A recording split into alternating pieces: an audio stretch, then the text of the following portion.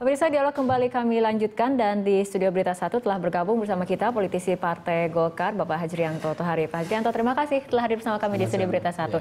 Pak Hajrianto, kita membahas mengenai perebutan kursi Ketua DPR seperti ini. Ini kan pertarungan merebutkan kursi RI 1 nampaknya sudah selesai, tapi ternyata pertarungan baru ada muncul kembali di Senayan. Apakah memang betul seperti itu sedang terjadi pertarungan perebutan kursi Ketua DPR?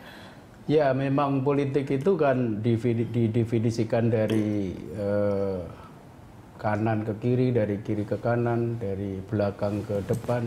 Ujung-ujungnya kan memang mencari dan mendapatkan kekuasaan. Kekuasaan untuk apa? Itu nanti kearifan seorang politisi ya di situ. Jadi kalau kemarin kita berebut dan berkompetisi untuk posisi RI 1, ya sekarang menjelang pelantikan anggota Dewan yang baru, tentu kemudian perebutan ke pimpinan DPR. Tapi kan kemudian biasanya yang duduk di kursi Ketua DPR adalah partai pemenang pemilu legislatif seperti itu. Untuk kali ini kan memang berbeda. Ya, itu baru sekali saja. Artinya baru pemilu 2009. Sebelum pemilu 2009 itu juga perebutan. Jadi ini bukan sesuatu yang baru. Ini kembali saja seperti tahun 2004.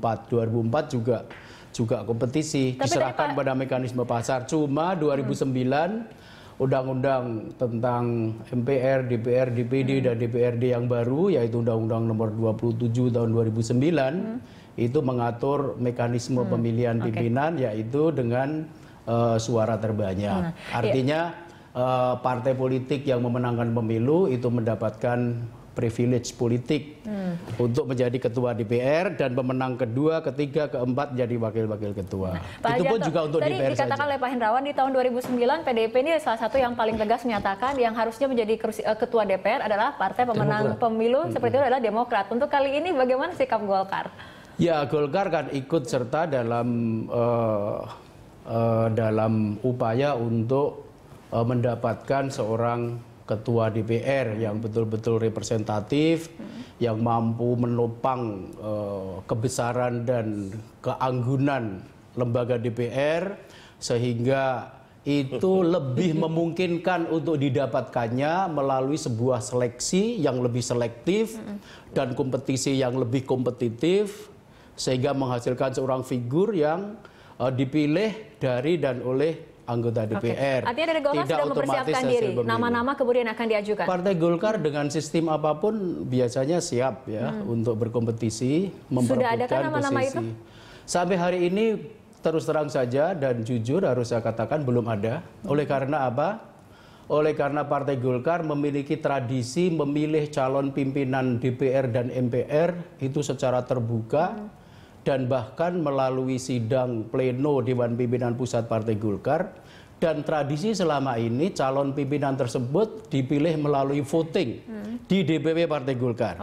Jadi nama-nama seperti Setia Novanto, Fadil Muhammad itu masih belum kemudian belum apa-apa, masih terlalu dini dan itu masih sangat jauh. Oleh karena jadi baru balon ya. Ya, sekarang rapat pleno DPP Golkar belum dilakukan, apalagi kemudian voting. Saya dulu menjadi pimpinan MPR bersama-sama dengan saudara Priyo Budi Santoso di DPR, itu memenangkan pemungutan suara di DPP Partai Golkar bahkan dalam 2 putaran. Gitu. Dan sekarang belum ada. Dari nama-nama yang muncul itu nama-nama yang bakal calon. Jadi bakal pun masih 2. Gitu. Bakal calon. Ya, bakal calon. Bakalnya saja dua. Oh, di PDIP seperti apa? Apakah sudah ada nama yang kemudian Belum juga karena Puan memang Maharani? Fokus perhatian kami judicial review untuk undang-undang MD3 yang baru. Jadi langkah PDIP akan ditentukan ketika MK memutuskan apakah menerima gugatan atau melanjutkan undang-undang. Kami berharap ada putusan sela karena memang waktunya ini kan berkejaran.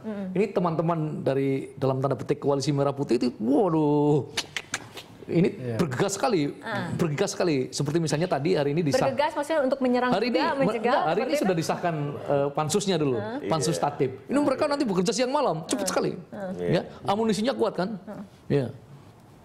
Pak Hajrianto. Ya, memang seperti itu yang terjadi ya, karena memang dulu juga menjelang pemilihan pimpinan DPR dan MPR itu juga ada yang mengajukan judicial review ke Mahkamah Konstitusi, terutama menyangkut pimpinan MPR. Dulu dalam Undang-Undang Susduk itu ditentukan bahwa yang menjadi ketua MPR itu dari unsur DPR, dibantu oleh 2 orang wakil ketua dari unsur DPR dan 2 orang wakil ketua dari unsur DPD. Tapi kemudian teman-teman DPD mengajukan judicial review ke MK, akhirnya ketentuan itu dibatalkan dan diserahkan pada mekanisme pasar. Malah tinggal 1. Maka akibatnya DPD yang tadinya mendapatkan posisi 2 di pimpinan malah hilang, cuma mendapatkan 1. Pak Hajrianto, apa betul perebutan kursi ketua DPR ini seolah-olah pertarungan antara PDIP dan juga Golkar? Saya rasa hal yang wajar karena PDI Perjuangan pemenang pemilu pertama dan Partai Golkar pemenang pemilu kedua.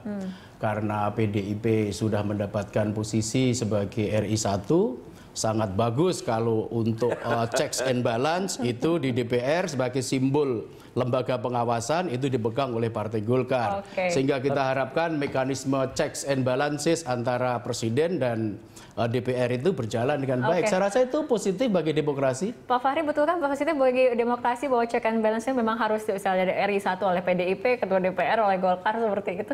Ya, itu kalau misalnya pembagian jatah ya. Gitu. Kalau pembagian jatah ya seperti itu gitu. Dan kita harap PDIP mau seperti itu.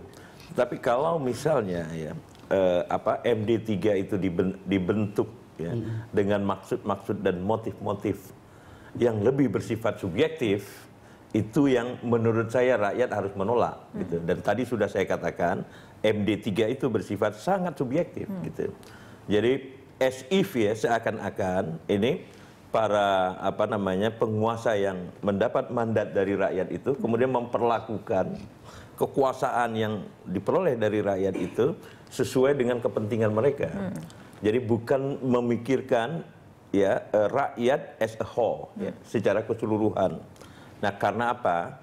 Tadi saya katakan jangan main-main dengan DPR. DPR itu adalah lawmakers, institution gitu. Jadi keputusan yang dibuat itu mengikat seluruh bangsa.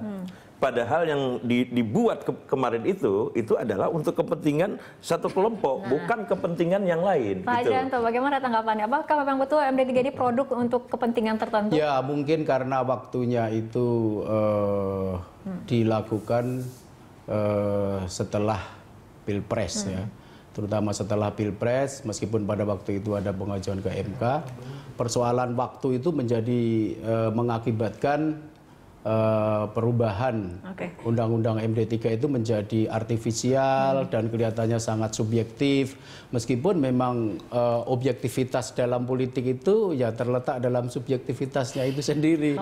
Itu seringkali politik seperti itu, maka akibatnya kalau saya potong sedikit ya, kalau misalnya kita lihat kepada SBY ya, dia adalah pemenang kemarin itu, malah mengungguli semuanya. Dan dia tidak mau mengambil seluruhnya. DPR dikasih kepada Demokrat, tetapi dia mengusulkan kemudian ya dalam 2 tanda kutip ya lawannya itu untuk duduk di MPR. Yakni suaminya Mbak Mega gitu. Taufik Kimas gitu. Nah, jadi di dalam konteks ini sebenarnya ya fatsun politik itu berjalan gitu. Ini yang menurut saya yang harus menjadi teladan. Tadi sudah saya katakan, elit itu harus memberikan inspirasi kepada rakyat tentang bagaimana bisa bekerja sama. Baik, Bapak-Bapak kita harus tahan dulu perbincangan, kita akan lanjutkan usai jeda berikut.